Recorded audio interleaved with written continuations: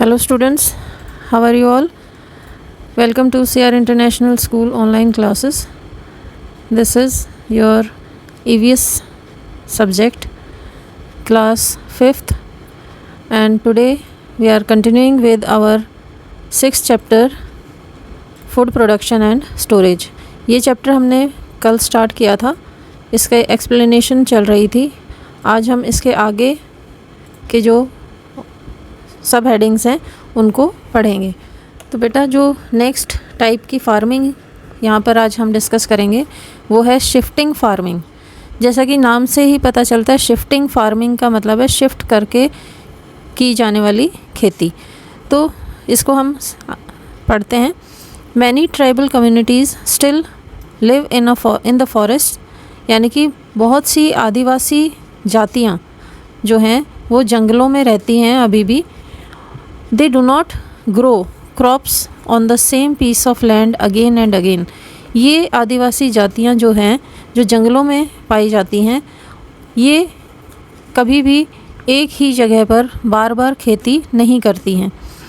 They clear a small forest land by burning the vegetation of that part.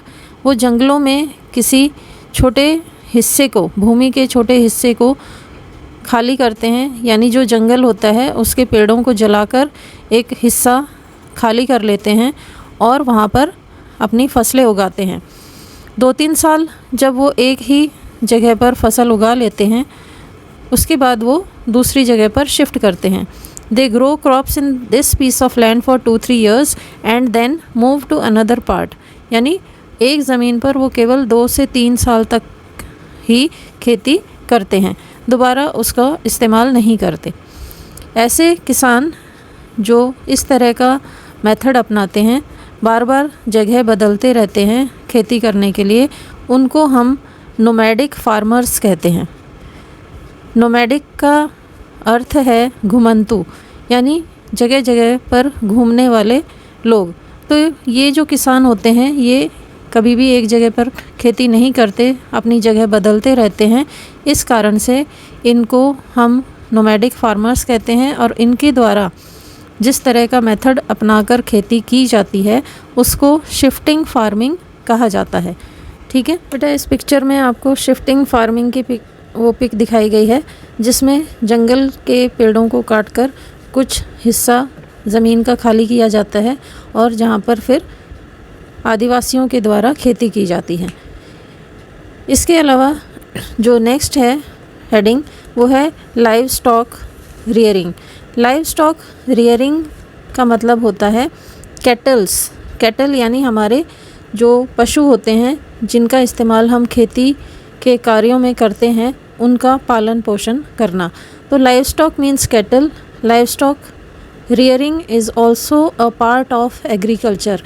Live stock यानी जो पशु इस्तेमाल होते हैं कृषि करने में, उनको भी पालना जो है वो कृषि का एक हिस्सा कहलाता है, जो कि एग्रीकल्चरल पार्ट होता है. Farmers who rear poultry like hens and ducks for eggs and meat are called poultry farmers.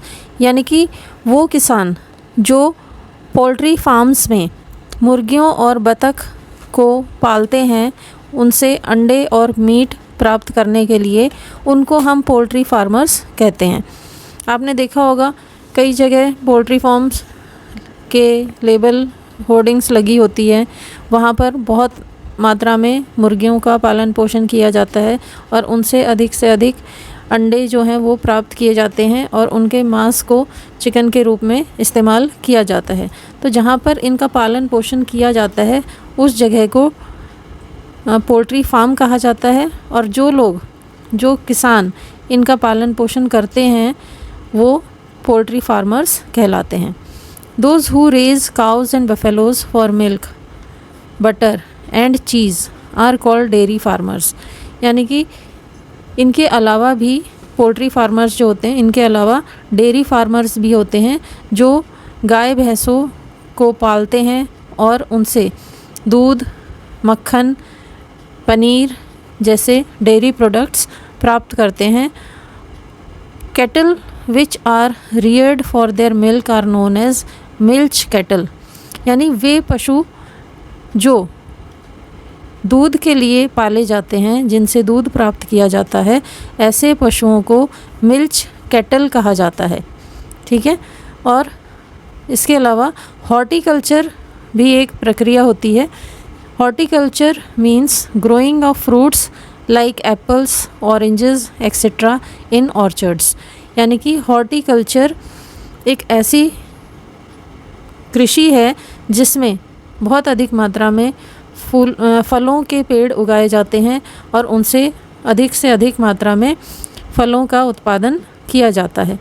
इनको हम ऑर्चर्ड्स कहते हैं। ऑर्चर्ड्स यानी बगीचे, जहाँ पर बहुत अधिक मात्रा में पेड़ों को उगाया जाता है ताकि ज़्यादा से ज़्यादा उनसे हम फल प्राप्त कर सकें, और इस पूरे प्रोसेस को हॉर्टिकल्चर के नाम से जाना जाता है।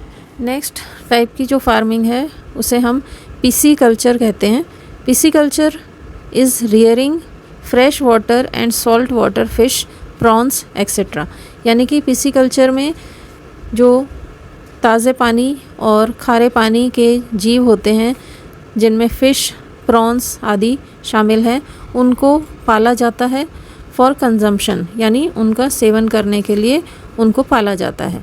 तो इस प्रोसेस को पिसीकल्चर कहते हैं, यानी मत्स्य पालन। ठीक है। दूसरा है एपीकल्चर। एपीकल्चर जो है, यहाँ पर मधुमक्खियों को पाला जाता है इन द अपायरीज़। जहाँ जिस जगह पर इन मधुमक्खियों को पाला जाता है, इनको अपायरीज़ कहते हैं। ये आपने अपने खेतों में भी देखा होगा, काफ़ी जगह पर छोटे छोटे बक्से खेतों में लगाए गए होते हैं, जहाँ पर इन मधुमक्खियों का पालन पोषण किया जाता है ताकि उनसे शहद प्राप्त कर सकें। इस पिक्चर में भी आप देख सकते हैं पोल्ट्री फार्मिंग में, जहाँ पर मुर्गियों का पालन पोषण किया जाता है, बहुत अधिक मात्रा में मुर्गियाँ रखी जाती है, उनकी देखभाल की जाती है और उनसे फिर मांस और अंडे प्राप्त किए जाते हैं। ऐसे ही एपीकल्चर में मधुमक्खियों को रखकर उनसे शहद प्राप्त किया जाता है। ये विभिन्न तरह की कृषि होती हैं जिनमें लोग पार्टिसिपेट करते हैं, हिस्सा लेते हैं और उनसे उत्पादन करते हैं। बेटा, इस चैप्टर में हमारी जो नेक्स्ट हेडिंग है वो है एग्रीकल्चरल एक्टिविटीज़, यानी कि खेती में इस्तेमाल की जाने वाली विभिन्न गतिविधियाँ। इनसे अलग अलग तरीके जो इस्तेमाल किए जाते हैं खेती करने के लिए, स्टेप बाय स्टेप उनको हम जानेंगे। Farmers work very hard to grow crops. किसान जो है बहुत मेहनत करता है फसलों को उगाने में। फार्मिंग और cultivation of crops is done in many steps. खेती, या हम कह सकते हैं कल्टीवेशन को जुताई, ये करने के लिए कई स्टेप्स फॉलो करने पड़ते हैं किसानों को, और इन स्टेप्स को किस किस तरह से किया जाता है ये हम अलग अलग पॉइंट्स के द्वारा यहाँ पर पढ़ेंगे। Let us learn about them. तो चलिए हम इन विभिन्न स्टेप्स के बारे में पढ़ते हैं। सबसे पहला जो चरण होता है, यानी कि फर्स्ट स्टेप जो होता है, वो है selection of seeds. Selection of seeds का मतलब है बीजों को सिलेक्ट करना, उनको कौन से किस्म के बीज उगाने चाहिए किसानों को ताकि अच्छी से अच्छी पैदावार वो प्राप्त कर सकें। ये सबसे पहला उनका उद्देश्य होता है।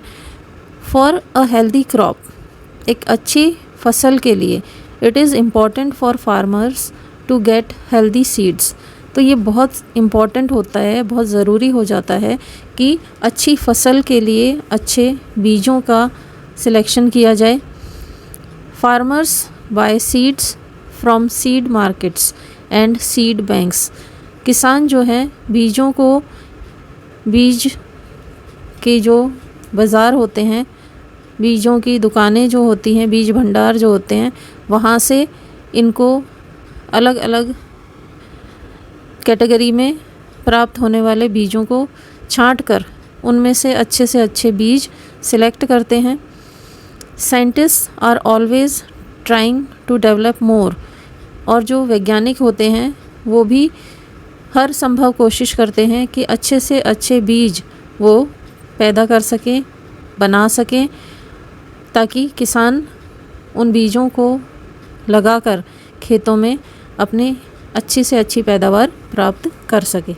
तो साइंटिस्ट जो होते हैं, वैज्ञानिक जो होते हैं, वो भी हर संभव कोशिश करते हैं अच्छे से अच्छे बीजों की जो विभिन्न किस्में होती हैं उनको बनाने में। Productive seeds bye crossing them with other varieties of seeds, यानी वो नए बीजों को तैयार करते हैं अपने वैज्ञानिक तरीक़ों से।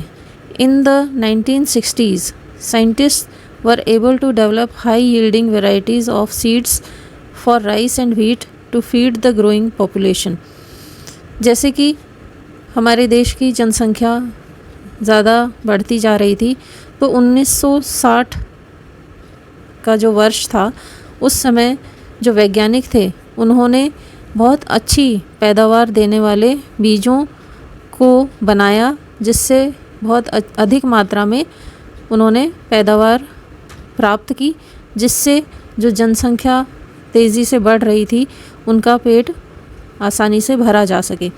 तो ऐसे कामों के लिए जो वैज्ञानिक होते हैं उनका बहुत बड़ा योगदान होता है, और इन्हीं में से एक वैज्ञानिक जो कि फादर ऑफ ग्रीन रिवॉल्यूशन के नाम से जाने जाते हैं वो थे डॉक्टर MS स्वामीनाथन, और इनको फादर ऑफ ग्रीन रिवॉल्यूशन कहा जाता है भारत में। He along with a team of scientists developed several high yielding varieties of seeds. इन्होंने दूसरे वैज्ञानिकों के साथ मिलकर अच्छी पैदावार देने वाले बीजों को तैयार किया था और किसानों को दिया था। तो खेती में सेकंड स्टेप जो होता है वो होता है प्लोइंग का। यहाँ PLOUGHING को प्लोइंग प्रोनाउंस करेंगे। ये होता है the process of preparing the seed beds for making the soil loose and turning over is called ploughing. यानी कि ये एक ऐसी प्रक्रिया होती है जिसमें बीजों को दबाने के लिए एक बेड, एक समतल ज़मीन या समतल भूमि तैयार की जाती है हल का इस्तेमाल करके, और ये प्रोसेस प्लोइंग कहलाता है। इसमें हल को चलाया जाता है ज़मीन पर और उसके नुकीले भाग से मिट्टी को खोदा जाता है ताकि जमी हुई मिट्टी उखड़ सके और उसके फिर टुकड़े करके उसको लेवल में कर सकें। ये जो हल चलाने की प्रक्रिया होती है इसको प्लोइंग कहा जाता है, और ये दूसरे नंबर पर किया जाने वाला प्रोसेस होता है। This makes the soil aerated and suitable for the growth of plants. इससे जो सख्त मिट्टी होती है वो उखड़ जाती है और उसमें हवा आसानी से पास हो जाती है, ताकि जब इसमें पौधे उगाए जाएं, फसलें उगाई जाए तो उनको अच्छी पैदावार उनसे प्राप्त की जा सके। एरेटेड का मतलब होता है कि उसमें जब मिट्टी उखड़ती है तो उसमें हवा आसानी से पास हो सके। एरेटेड मीन्स हवा पास होना। It is done by using an iron plough drawn by bullocks और बाय ट्रैक्टर्स।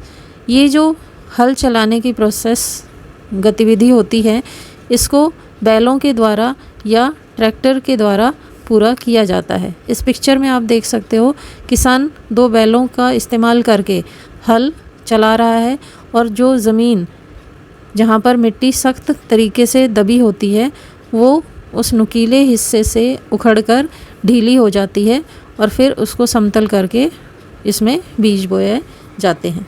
तो बेटा आज की वीडियो में हम यहीं तक करेंगे। कल की वीडियो में हम इसके आगे के जो स्टेप्स हैं उनको जानेंगे। ठीक है, तो आज के लिए हम इतना ही करते हैं। Thank you and have a nice day.